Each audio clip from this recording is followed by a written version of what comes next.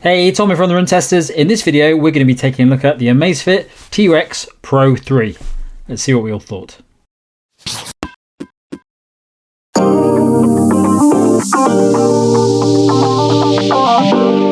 The Amazfit T-Rex Pro 3 is a rugged outdoor watch designed to be tough and durable while packing a heap of features you'd expect to find on more expensive alternatives.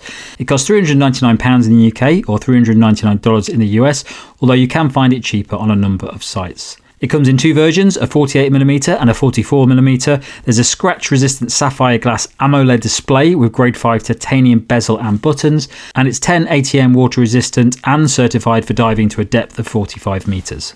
Key features include offline maps, turn-by-turn navigation, over 180 sport modes, a built-in 2-colour LED flashlight, a speaker and microphone, dual-band GPS from 6 satellite system positioning, Zepp Coach running training programs, and Zepp Pay for payments. There's also a heap of performance features, an advanced bio-tracker to monitor heart rate accurately, performance metrics like VO₂ Max, training load and training effect, personal activity intelligence that gives you a health score based on your heart's response to exercise, Restore IQ for insights into sleep quality, breathing patterns, sleep stages and naps. App support comes in the form of the Zepp app, where you can access lots of other features like nutrition, fitness programs, sleep recovery, as well as download additional features through the inbuilt app store. Battery life in the 48mm gives you up to 25 days with normal use, up to 38 hours with accurate GPS mode, and up to 85 hours with GPS long battery life mode. With the 44mm, you'll get up to 70 days with normal use, up to 26 hours with accurate GPS mode, and up to 60 hours with GPS long battery life mode. So I've been testing the larger Amazfit T-Rex Pro 3 48mm for about 3 weeks, maybe a little bit more than that. And what you've got here is a solid built, rugged beast of a watch that's going to go up against watches like the Garmin Fenix, the Polar Grey X2 Pro, the Coros Vertix 2, but at a fraction of the price.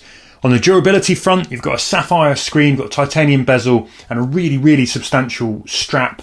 And everything feels like it was built to take some serious knocks. I had no problems with durability. This is a tank of a watch that is definitely good for longevity, but maybe not so good for wearability, but I'm going to get to more on that later. This 1.5-inch AMOLED 3000 nit screen is big, it's bright. I found it easy to read in most conditions with lots of real estate for up to 6 mid-run stats.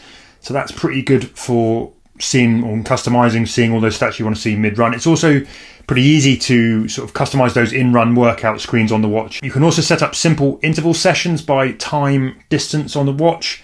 That's a breeze to do. A little more elaborate sessions you're going to have to do through the Zepp app, though you can't do anything particularly complicated in terms of sessions on the watch itself. Touchscreen, responsive enough, and the UI I found easy enough to navigate. I know some people report the UI being, or the responsiveness being laggy, but I didn't really have an issue with taps and swipes and moving through the watch. Generally speaking, for the price, it seems good to me. It works with iOS and Android, and there is a lot of tracking firepower here and general tools on the watch for that price tag. Dual frequency GPS, you've got track, treadmill and ultra run modes, VO₂ Max, training load, training effect. You've also got tools like virtual pacer and a cadence assistance if you want to work on your cadence and form. Plus there's multi-sport and triathlon modes. On paper, the navigation is comprehensive as well, with offline maps, turn-by-turn nav, round-trip routing. But I found when I tested it, getting maps onto the watch was pretty slow, even over Wi-Fi. It was all a little bit more convoluted than I found with other watches. Route creation in the app was okay, but you can't get Zepp to kind of auto-generate a route by distance, which is one of the most useful things I find. That's a shame it's missing. So basically navigation I think is passable in here, but it's not as good as the Garmin. I found the interface relatively clean. I think the data is presented pretty clearly with a good level of customization. So you can, you can basically put all your main stats, the stats that matter to you, in a list, basically in a scrollable list that you can see as sort of priority. It also gets a big thumbs up for having the front-facing flashlight. That's something that, Garmin started, but to me, it's like a great thing to have on all watches now. Now, the battery life isn't quite Garmin Enduro 3 long, but in testing, a 1-hour run in max accuracy mode with the screen set to full brightness, that burned just 2 to 3%, so that is good going. The overnight burn from the watch was about as stingy as it gets as well. It dropped just 2% whilst I slept, and I got more than 10 days on a single charge with 10 hours plus of GPS training, so battery life is a strong point of this watch. The Zepp Flow AI assistant as well proved surprisingly helpful up to a point, which I wasn't expecting it to. You can ask detailed questions like, how many gels do I need to run a 4-hour marathon, you'll get a pretty decent response. It's at least a coherent response. Whether or not you agree with what it tells you, that's up for grabs. The Zep Partner app is now pretty well presented as well, and you've got most of the core training insights that you get from other running watches, with things like training status, exertion load, fitness levels, and a window into your fatigue level. Call quality as well on the speaker, the built-in mic and speaker here, when you're taking calls with a connected smartphone, was surprisingly good. I was able to have like just a regular phone conversation on this watch, as long as I had my phone by me, and they could hear me fine and I could hear them fine. It's one of the best things I've sort of had on this watch. It's all nice and clear and easy to use, so that's another thumbs up. So starting with the good, and I would say, like the T-Rex 3, the general run tracking performance has been very solid overall. I think where it hasn't been, there are ways to improve the performance. And from a GPS point of view, I've got really good experience on the T-Rex 3. I've seen more of the same with the T-Rex 3 Pro. I've used it against a bunch of different Garmin watches. And while it has been identical in all runs, I think the difference of discrepancies in terms of the differences have been kind of, pretty small, nothing to massively be concerned about. So I've been very happy with the performance of the GPS. The mapping navigation support is very good here.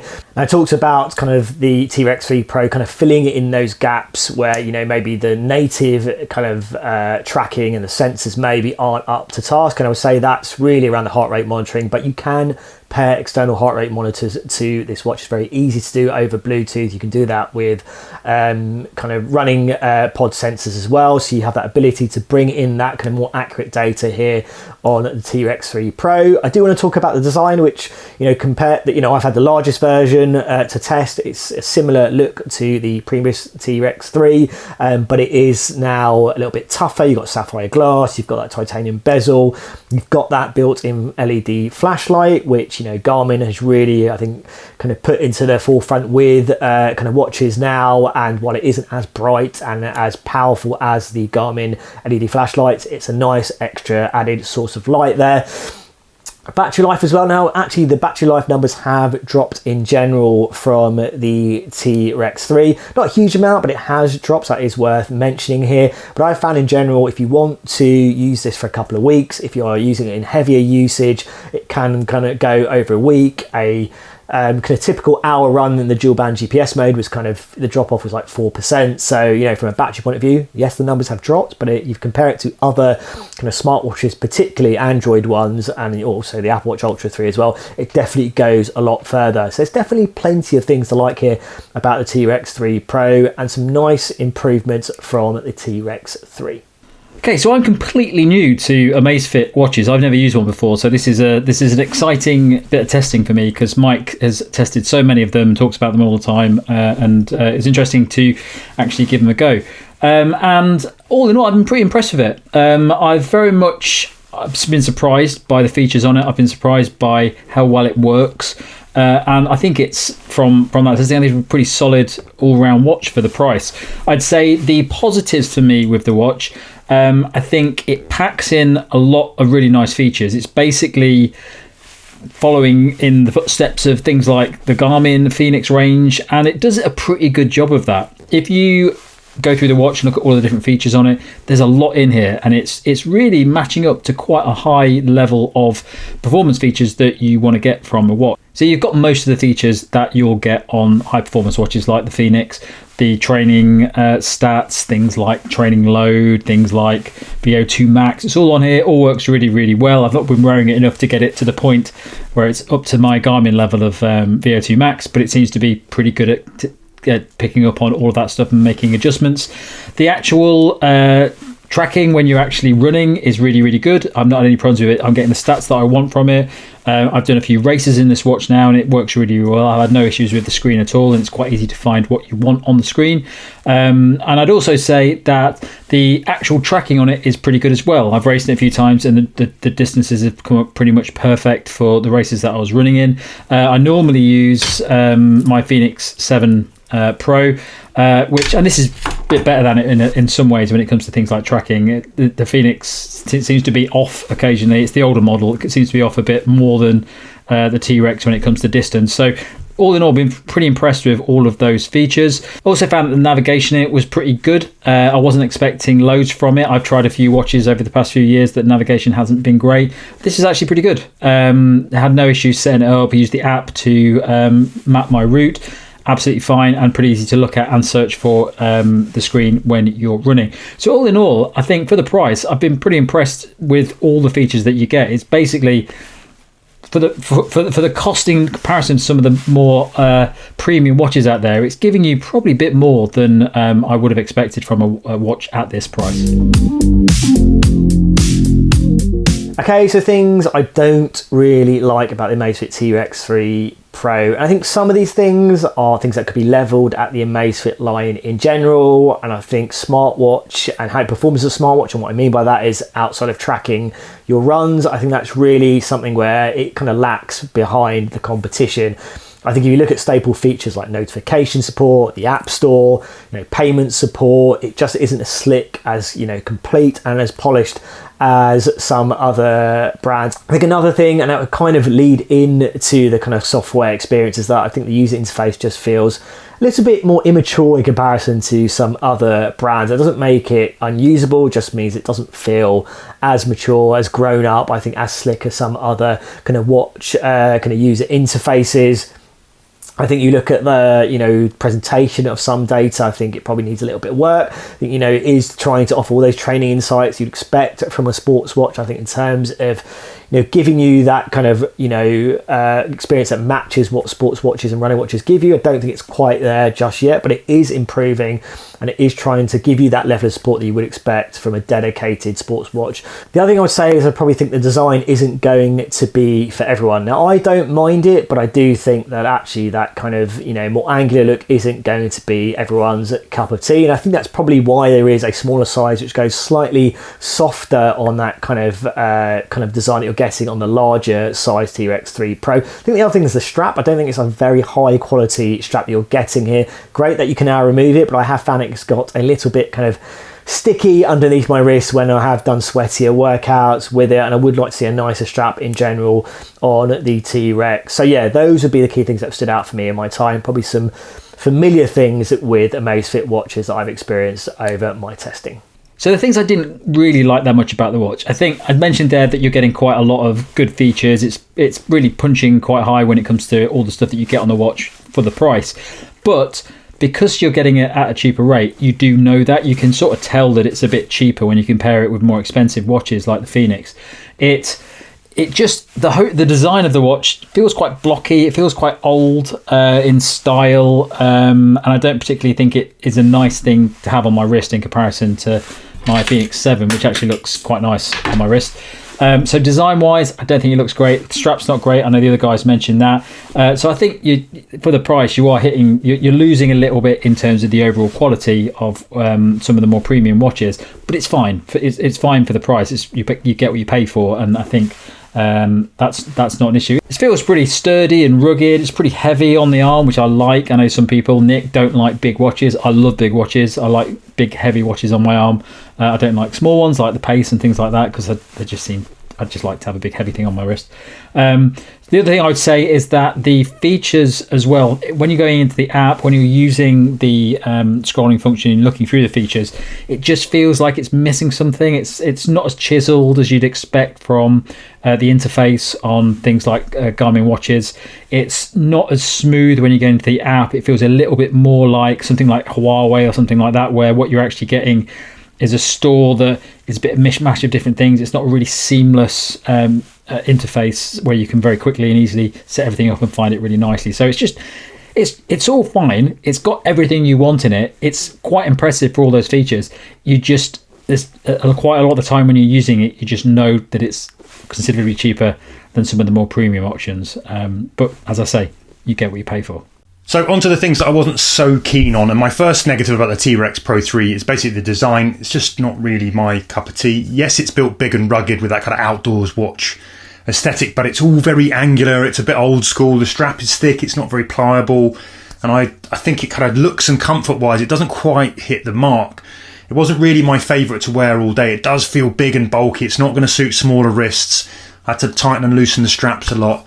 So yeah, it's all just a bit harsh. The other thing, the screen gathers fingerprints far too easily. The other thing some people might feel the lack of is the digital crown, which, if you're a fan of using a digital crown like on Coros watches to scroll through your data, you'll definitely miss that here. Then on to some of the language and the insights of some of the terminology that you've got in here. I mean, a few bits I just think could be a little bit easier to understand. There's things like biocharge, which is a sort of body battery alias, or Garmin's body battery. There's PAI, which is personal activity intelligence, which is a sort of fitness benchmark. And I just think they could be labelled a bit clearer. It kind of does that well with the Training Peaks derived sort of training load and recovery metrics. We've got ATL, CTL and TSB, which I still have to look up to remind myself what they mean. But in here, they've basically labelled it so it tells you what it is. So you've got training form, fatigue and fitness level.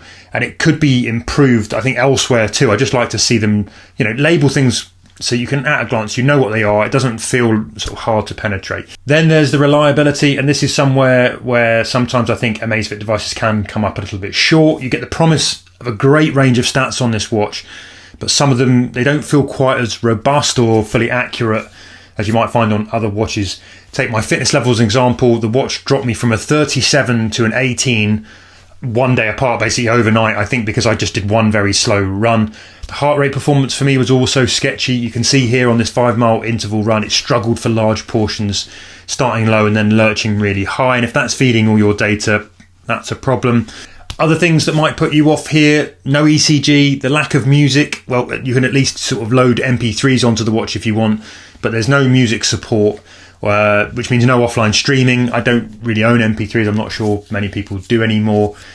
And then the navigation, there's lots of capability there, but it's just not the easiest to use. It's all a little bit clunky. It's not as finessed as you'll get on a...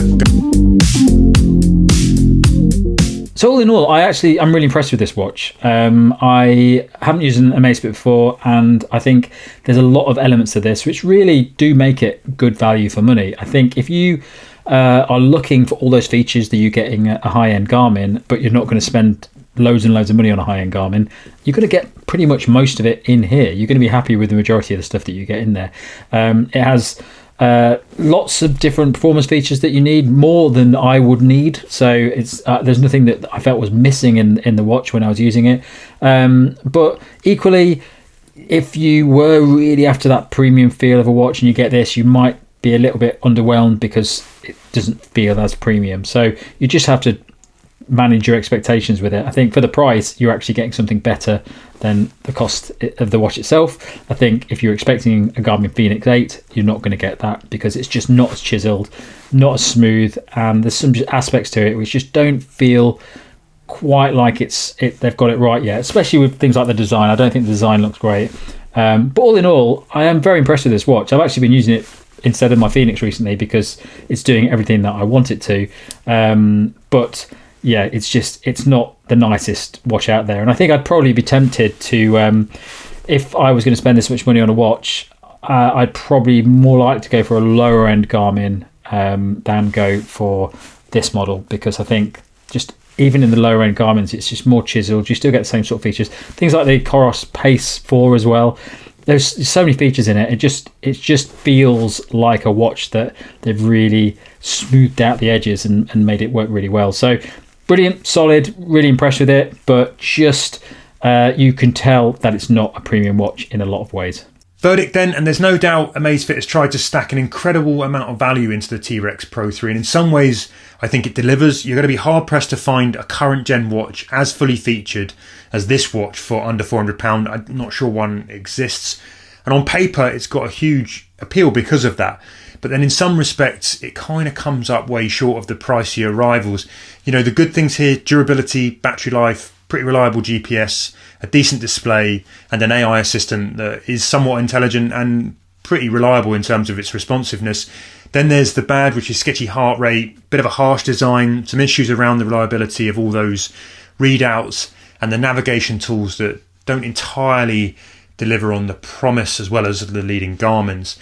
And then when I weigh all of that up, I just don't think personally I would invest in the T-Rex Pro 3 unless my budget was really, really constricted, because although it's offering a lot, it's still not as slick or reliable as the rivals.